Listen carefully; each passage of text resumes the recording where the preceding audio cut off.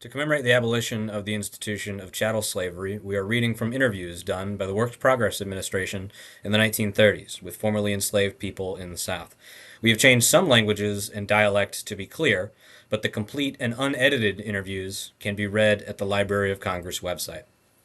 Anson Harp, 87 years old, lives out in the country on Route Number 3. He still works on the few acres he owns, raising vegetables for himself and a few baskets to sell. He is a gray haired, medium sized man, and his geniality is frequently noticed by white and black friends who know him. I was born in Mississippi in 1850 on a big plantation that belonged to Master Tom Harp. I can see that big rushing river now, excepting the mosquitoes. My daddy and mommy belong to Master Harp, and we live in a cabin about a mile from the big house of my master's home. One day when the slaves was chopping cotton, a strange white man come and watch us, and in a day or two, me and three other children was called in the yard of the big house and told we was going to go with the stranger. My daddy and mommy and the other children's daddy and mammy all cry when we was put in a big wagon and carried way to somewhere. We get plenty of rations on the way, and when we get to Aiken one morning, we was told we was close to home. As soon as we was on the big plantation of Master James Henry Hammond, we find other boys there too. We go to the fields to chop cotton after we rest up.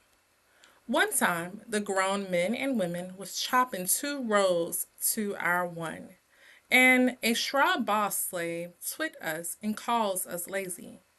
The white overseer, who was riding by, heard him. He shakes his whip at his straw boss and tells him, "The young slaves, not yet expected to make half a hand, and you do pretty well to tend to your own knitting." No, I not take the name of Hammond after we free, 'cause too many of his slaves do. I kept the name of my old master, and the one my daddy and mammy had. No, I never hear of them in Mississippi. Like as not, they was sold and taken far away, like me. I was 11 in 1861 when the war start, according to my count. Master Hammond was hardly ever at home no more. He, too, was angry at President Lincoln.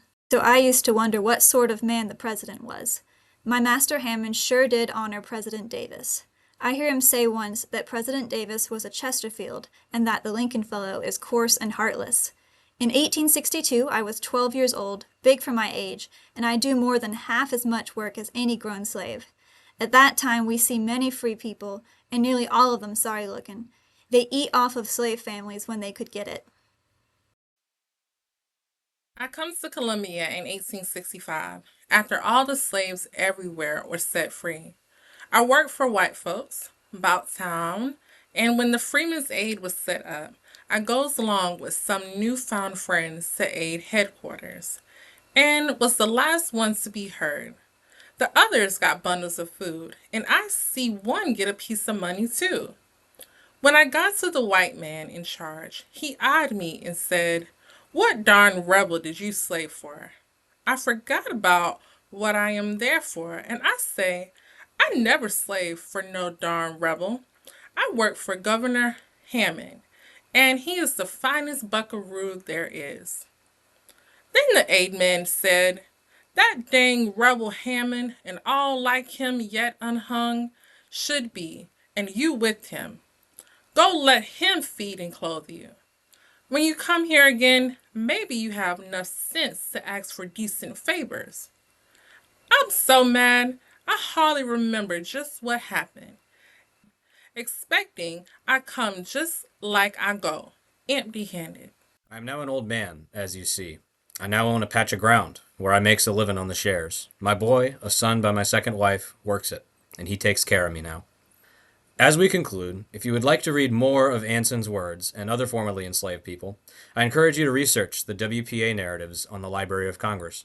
We hope hearing these excerpts from the interviews provides insight into the lives of the formerly enslaved in South Carolina as we continue to celebrate and acknowledge Juneteenth.